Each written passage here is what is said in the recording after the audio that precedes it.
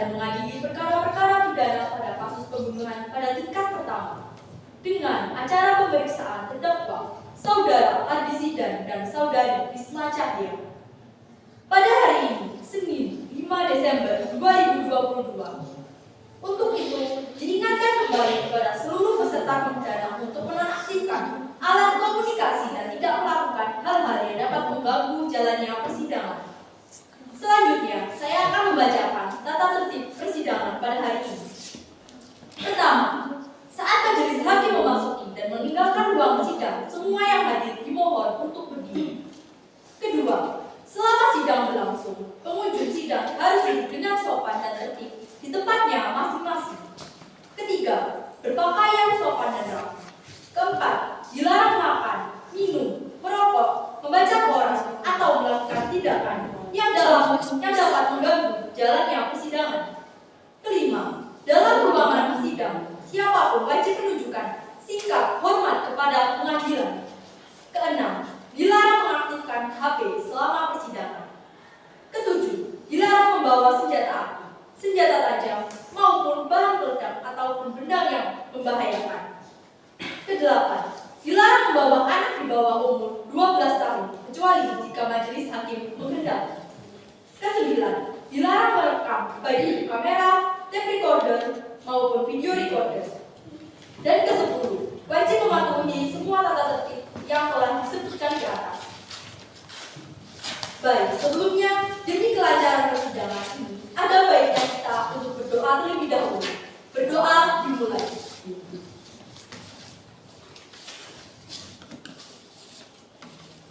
Berdoa selesai. Majelis hakim dipersilahkan memasuki ruang sidang. Hadirin dimohon untuk berdiri.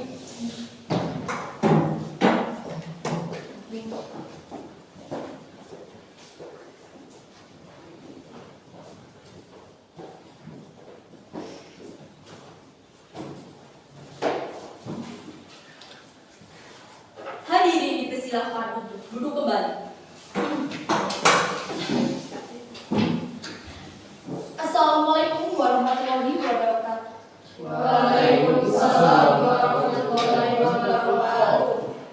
Sidang Negeri Kabupaten Malang yang memeriksa dan mengadili perkara-perkara pidana kasus penganiayaan dan percobaan pembunuhan dengan terdakwa Saudara Adi Zidan Wahyu dan Saudari Risma Cahya pada hari ini, Senin 5 Desember 2022 dinyatakan terbuka untuk umum. Kepada panitera dipersilakan agar terdakwa menduduki tempat yang telah disediakan. Kepada terdakwa dipersilakan untuk menduduki kursi sidang.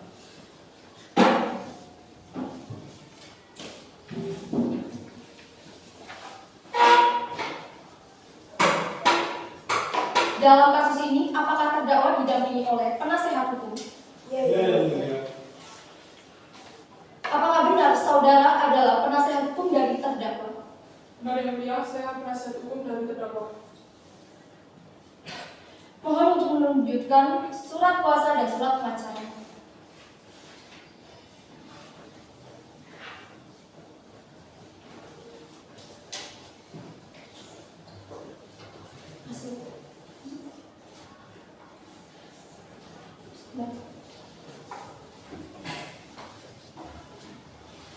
Baik, untuk saat ini perkara terdakwa akan dipersidangkan di pengadilan negeri. Jadi segala sesuatu yang dilakukan di persidangan ini mohon didengarkan dengan baik.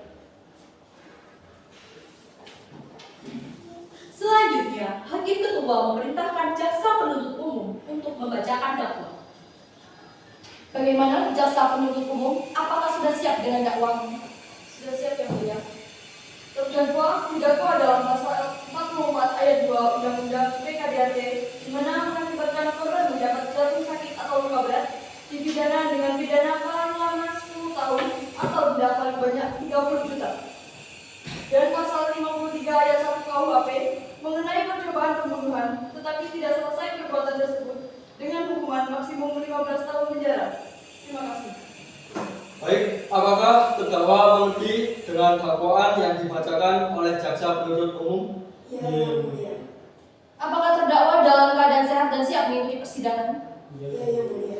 Bagaimana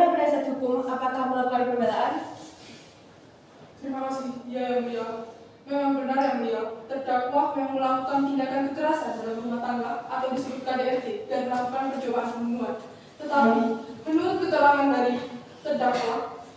Hal itu terjadi dikarenakan sikap dari korban sendiri, di mana korban kurang bisa menghargai atau menghormati harga diri dari terdakwa. Yang hal tersebut tercantum dalam pasal 310 ayat 1 KUHP yang menyatakan barang siapa yang sengaja menyerang kehormatan atau nama baik seseorang dengan menuduhkan sesuatu hal yang maksudnya terang supaya hal itu diketahui umum. Mohon izin yang mulia, saya juga ingin membacakan keterangan dari terdakwa yang kedua. Dari keterangan terdakwa kedua, yakni saudari Risma, dia juga mendapatkan perlakuan yang seharusnya tidak ia dapatkan sebagai seorang pekerja oleh saudari Miftah. Yakni, di dalam seorang pekerja, menurut Undang-Undang Nomor 11 Tahun 2020 juga menjelaskan tentang cipta kerja yang menyatakan bahwa setiap pekerja harus memperoleh perlindungan atas keselamatan dan kesehatan kerja, moral kesusilaan, dan perlakuan sesuai harkat dan martabat manusia serta nilai-nilai agama. Terima kasih yang mulia. Dari keterangan yang sudah dibacakan, apa bisa dibuktikan langsung oleh terdakwa? Siap disana. Baik, untuk saudara Risma, bagaimanakah kronologi kejadian pada saat itu terjadi? Pada saat itu saya dalam keadaan bertamu dan melihat kejadian kekerasan antara Ibu Miftah dan Bapak Zidan. Lalu bertepatan dengan itu, Ibu Miftah dalam keadaan sudah koma. Lalu Pak Zidan melihat saya bertamu dan mempengaruhi saya untuk ikut serta dalam rencana pembunuhan. Mengingat kembali, saya juga sempat seringkali dibuat sakit hati oleh Ibu Miftah karena saya tidak diberikan hak secara sah menurut undang-undang tersebut, dan saya yang membuat saya membulatkan tekad untuk mau membantu dan terpengaruh oleh ajakan Pak Zidan. Cukup. Jika saudari mendapat kekerasan ataupun hak yang kurang dipenuhi, mengapa saat itu saudari tidak resign saja dari pekerjaan? Saya terikat oleh kontrak kantor. Baik, terima kasih atas segala keterangannya. Untuk jaksa penuntut umum, apakah ada tambahan tuntutan? Ada yang mulia. Tindakan suami tersebut bukanlah maksudnya tindakan Bapak Zidan itu masalah, tapi Bapak Zidan sendiri adalah penganudan, di mana Ibu Miftah juga tidak dinafkahi sama sekali. Dan tindakan tersebut dikategorikan sebagai tindakan pidana kelantaran dalam rumah tangga sebagaimana diatur dalam pasal 44 Undang-Undang Nomor 23 Tahun 2004 tentang penghapusan kekerasan dalam rumah tangga UU PKDRT. Dan juga untuk saudari Risma, sebenarnya itu bukan kekerasan secara verbal, melainkan kedisiplinan yang sudah diterapkan saudari Risma sejak lama, agar saudari Risma tidak merasa puas akan pencapaian yang telah disampaikan. Terima kasih. Untuk saksi, apakah sudah siap? Sudah siap yang mulia. Kepada panitera dipersilakan untuk memanggil saksi pertama. Baik, kepada terdakwa dipersilakan untuk menduduki kursi terdakwa. Lalu kepada saksi pertama dipersilakan memasuki kursi saksi.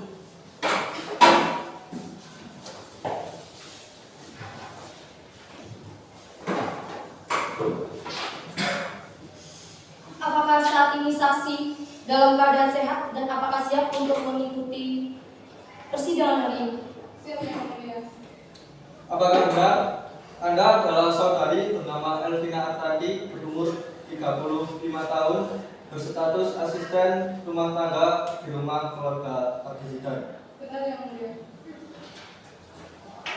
Baik, berdasarkan pasal 160 ayat 3 KUHP, sebelum Anda dimintai keterangan, Anda akan disumpah terlebih dahulu. Apakah saudari sudah siap? Siap yang mulia.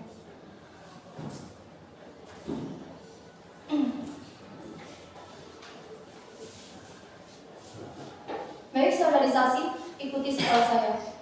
Bismillahirrahmanirrahim. Bismillahirrahmanirrahim. Saya berjanji Saya berjanji sebagai saksi sebagai saksi akan memberikan keterangan akan memberikan keterangan yang benar tidak lain yang benar tidak lain dari yang sebenarnya.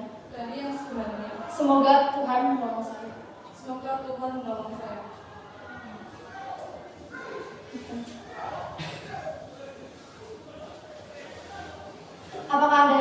bahwa hari ini saudari menjadi saksi tidak di bawah tekanan ataupun pengaruh siapapun? Tidak, Yang Mulia. Apa yang saudari ketahui mengenai korban? Setahu saya korban adalah sosok yang tegas dan mungkin sedikit keras untuk kepada bawahannya dan disiplin. Sudah berapa lama Anda bekerja sebagai asisten rumah tangga di rumah? Sudah 10 tahun. Pernahkah korban berbuat kasar kepada Anda? Tidak, mungkin hanya sedikit perkataan yang keras dan kasar untuk mendisiplinkan saya. Lantas bagaimana Anda dapat menyimpulkan bahwa korban merupakan sosok yang keras, sementara Anda sendiri baru merasakannya sekali? Karena korban memang terlihat keras dan sulit untuk bersikap lembut, lainnya tegas. Lalu, apa yang Anda ketahui tentang terdakwa? Terdakwa itu sangat sibuk setiap harinya. Beliau jarang terdakwa itu jarang di rumah dan cukup sibuk, tapi lebih sibuk dari di rumah. Apakah saat terdakwa menjalin hubungan dengan korban, Anda menyaksikan semua kejadian rumah tangga mereka hingga saat ini? Tidak yang mulia, mungkin hanya mendengar dari perbincangan mereka yang terkadang seperti itu. Baik. Kepada jasa penuntut, dipersilakan untuk bertanya pada saksi. Terima kasih Yang Mulia. Saudari saksi, bisakah saudari saksi menjelaskan kronologi kapan dan di mana kejadian itu terjadi? Waktu itu saya sedang mencuci piring dan memasak air karena kan Ibu Rita sedang membawa tamunya.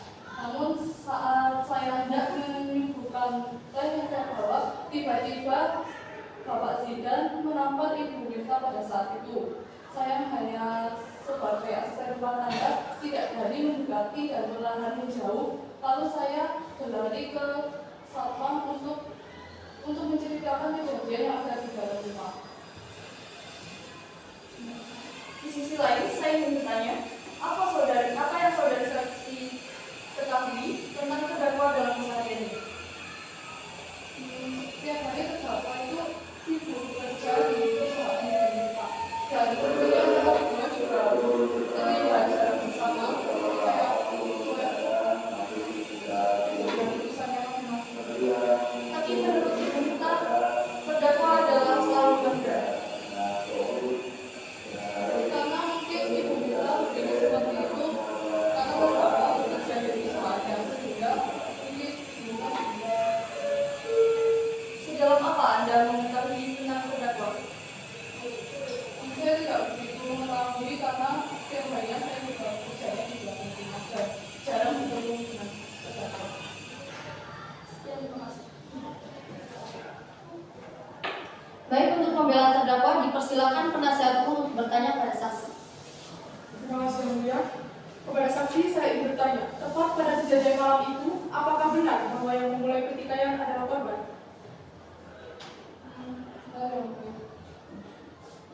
Kepada saudari saksi, saya juga ingin bertanya, apakah benar bahwa korban sering melakukan penghinaan secara verbal kepada terdakwa?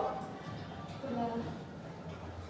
Nah, Yang Mulia, berdasarkan keterangan saksi, sudah dijelaskan bahwa adanya tindakan tidak semestinya dari korban kepada terdakwa, sesuai dengan perbuatan penghinaan secara langsung kepada orang yang bersangkutan, merupakan pelanggaran atas ketentuan pasal 310 ayat 1 KUHP yang menyatakan bahwa barang siapa dengan sengaja menyerang kehormatan atau nama baik seseorang dengan menuduhkan sesuatu hal yang maksudnya terang supaya hal itu diketahui umum, diancam karena pencemaran dengan pidana penjara paling lama 9 bulan atau pidana denda paling banyak Rp4.500. Interupsi Yang Mulia, yang dimaksud penghinaan bukanlah penghinaan yang Jaksa penuntut umum dimohon untuk mendengarkan pertanyaan dari penasihat hukum terlebih dahulu.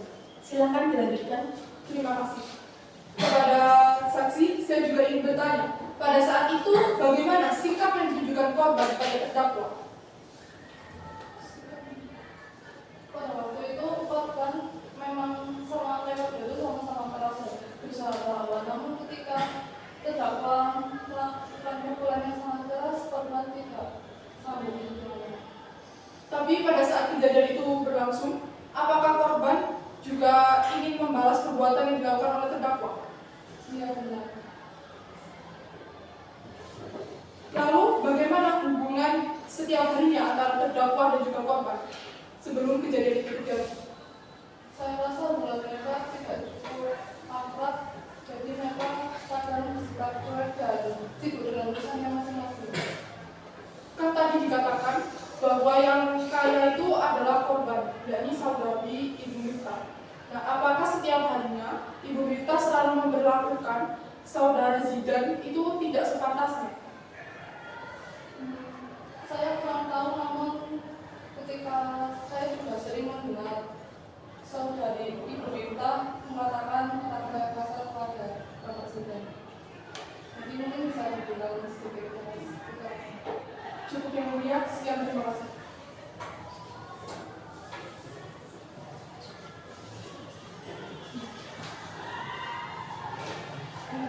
Baik, cukup. Pada pagi kita silakan. Kepada saksi pertama silakan kembali ke bangku belakang. Lalu pada saksi kedua silakan